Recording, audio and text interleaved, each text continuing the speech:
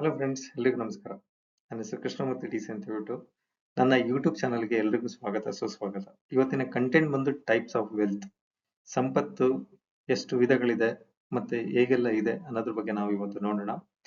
Already ನಾನು ಸಂಪತ್ತು ಬಗ್ಗೆ ಮಾತಾಡಿದ್ದೀನಿ, ಆದರೆ ಆ ಸಂಪತ್ತಿನ ಬಗ್ಗೆ ಮತ್ತೆ ಇದು ಎರಡು ಕೂಡ ಮಿಕ್ಸ್ ಮಾಡಿ ಬೇರೆ ಬೇರೆ ವಿಚಾರಗಳು ವಿಭಿನ್ನವಾಗಿರುವಂತಹ ಒಂದು ಕಂಟೆಂಟ್ ನನ್ನ ತಗೊಂಡು ಬಂದಿದ್ದೀನಿ.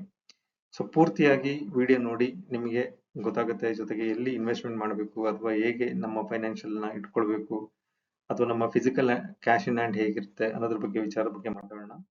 ಸೊ ಟೈಪ್ಸ್ ಆಫ್ ವೆಲ್ತ್ ನೋಡೋದಾದ್ರೆ, net asset value, current asset minus liability is equal to net asset value. Whether it is physical ಅಥವಾ ನಾನ್ ಫಿಸಿಕಲ್ ಅಥವಾ financials or non financials. So ಇರೋಂಥದ್ದು goods and services is commonly measured as a net worth, meaning the total value of asset like money, real estate, investment and possessions minus liability. ನಿಮ್ಮ ಹತ್ರ ಇರುವಂತ real estate value, cash in hand, bank balance ಮತ್ತೆ investments ಮತ್ತೆ savings ಇದೆಲ್ಲನೂ ಕೂಡ current asset ಅಲ್ಲಿ ಬರುವಂತದ್ದು. ಇದು ಅಲ್ಲದೇನೆ ನಿಮ್ಮ ಹತ್ರ ಯಾವ್ದಾದ್ರು ಲೈಬಿಲಿಟೀಸ್ ಇದ್ರೆ, ಲೋನ್ಸ್ ಗಳಿದ್ರೆ, ಪರ್ಸನಲ್ ಲೋನ್ ಆಗಿರ್ಬೋದು, ಹೋಮ್ ಲೋನ್ ಆಗಿರ್ಬೋದು ಅಥವಾ ಬೇರೆ ಯಾವ್ದಾದ್ರು ಲೋನ್ಸ್ ಗಳಿದ್ರೆ, ವೆಹಿಕಲ್ ಲೋನ್ ಆಗಿರ್ಬೋದು, ಇದೆಲ್ಲನೂ ಕೂಡ ಆ ಅಸೆಟ್ ಅಲ್ಲಿ ಮೈನಸ್ ಮಾಡಿ ಉಳಿಯುವಂಥದ್ದು ಏನ್ ಬ್ಯಾಲೆನ್ಸ್ ಇರುತ್ತೆ ಅದು ನೆಟ್ ಅಸೆಟ್ ವ್ಯಾಲ್ಯೂ ಆಗಿರುತ್ತೆ. ಸೊ ಯಾವ್ಯಾವ ಟೈಪ್ಸ್ ವೆಲ್ತ್ ಇದೆ ನೋಡೋಣ ಅನ್ನೋದಾದ್ರೆ, ಒಂದು ಮೊದಲನೇದು ಫೈನಾನ್ಷಿಯಲ್ ವೆಲ್ತ್.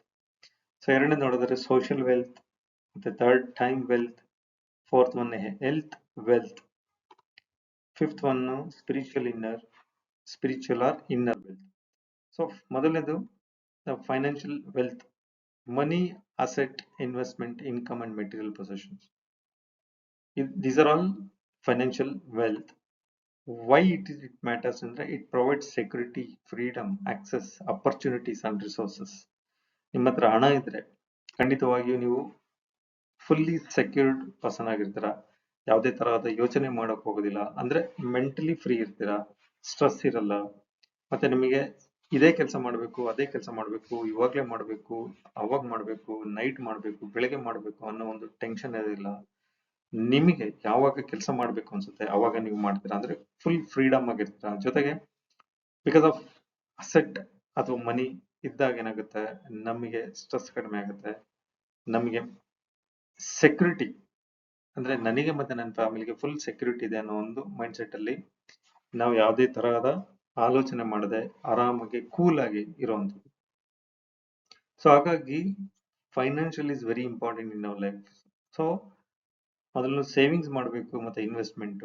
ಯಾವ್ದೆಲ್ಲ ಫೈನಾನ್ಷಿಯಲ್ಸ್ ವೆಲ್ತ್ ಅಲ್ಲಿ ಬರುತ್ತೆ ಅಂದ್ರೆ, ಸೇವಿಂಗ್ಸ್ ಮತ್ತೆ ಇನ್ವೆಸ್ಟ್ಮೆಂಟ್, ರಿಯಲ್ ಎಸ್ಟೇಟ್ ಮತ್ತೆ business, passive source of income, passive income streams. So ಇದೆಲ್ಲಾನು ಕೂಡ ಫೈನಾನ್ಷಿಯಲ್ಸ್ ವೆಲ್ತ್ ಅಲ್ಲಿ ಬರುವಂತದ್ದು. ನೀವು ಸ್ವಲ್ಪ ಸ್ವಲ್ಪ ಹಣ ಹಾಕಿ ಇನ್ವೆಸ್ಟ್ಮೆಂಟ್ ಮಾಡಿ ಹಣ ಹೆಚ್ಚು ಮಾಡ್ತಾ ಹೋದಾಗ ಏನಾಗುತ್ತೆ, one fine day you will become a financial free.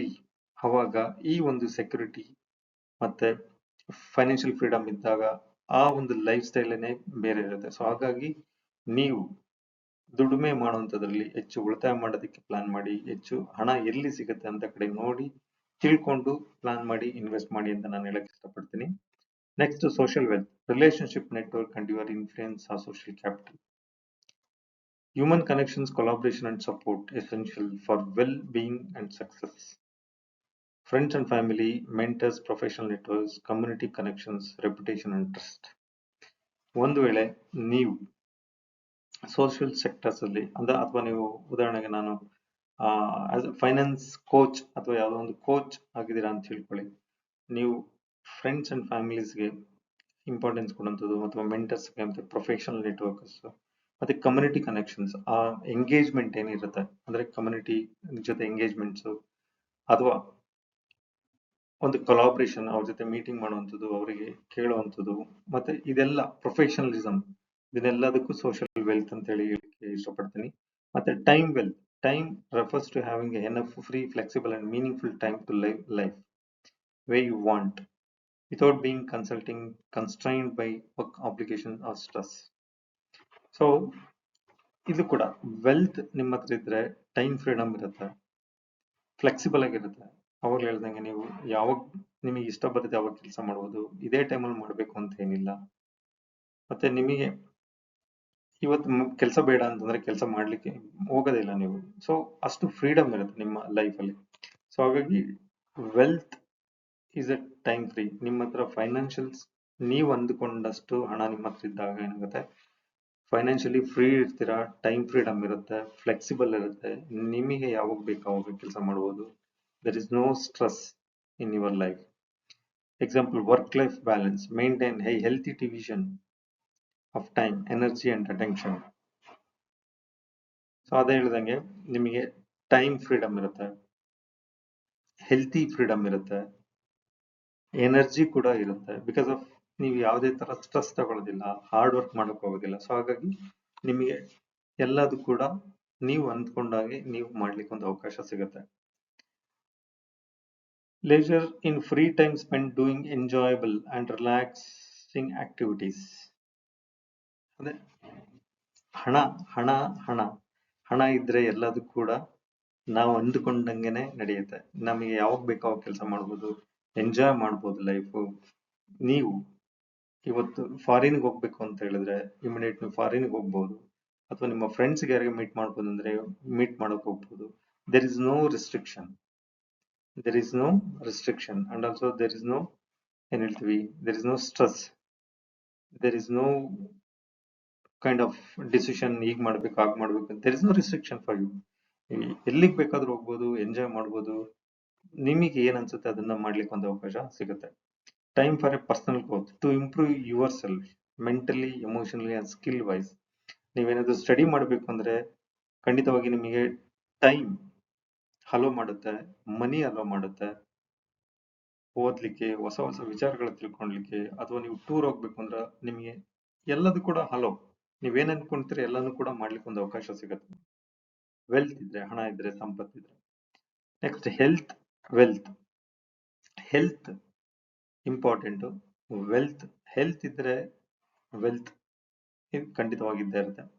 What it is physically, mentally and emotionally wellbeing. Physical ಆಗಿ ಹೆಲ್ತಿ ಆಗಿರ್ತೀರಾ, ಮೆಂಟಲಿ ಕೂಡ ಹೆಲ್ತಿ ಆಗಿರ್ತೀರಾ. Without health it hard to enjoy sustain any other form of health. So ನಿಮಗೆ health ಬೇಕು, wealth ಬೇಕು. So ಹಾಗಾಗಿ ನೀವು health ಇದ್ದಾಗ ನೀವು ಫಿಸಿಕಲ್ ಫಿಟ್ನೆಸ್ ಆಗಿರ್ಬೇಕು, ಎಮೋಷನಲಿ ರಿಲಯನ್ಸ್ ಮತ್ತೆ mentally clarity, health habits and self care. So ನಿಮ್ಮ ಹತ್ರ ಹಣ ಇದ್ದು ಹೆಲ್ತ್ ಇಲ್ಲ ಅಂದ್ರೆ ತುಂಬಾನೇ difficult. So health important, wealth important. ನಿಮ್ಮ ಹೆಲ್ತ್ ಕೂಡ ನೀವು ತುಂಬಾ ಕೇರ್ಫುಲ್ ಆಗಿ ನೋಡ್ಕೊಳ್ಬಹುದು.